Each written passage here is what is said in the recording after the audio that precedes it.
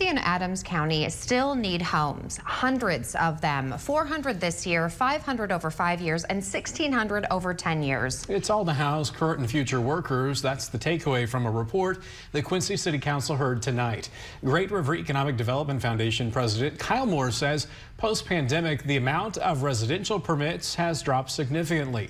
Along with housing prices increasing 9% within the last year, some employers have been housing new employees in hotels and Airbnbs.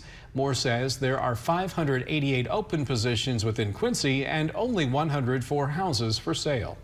Addressing the housing shortage will lead to more opportunities for every sector in our community.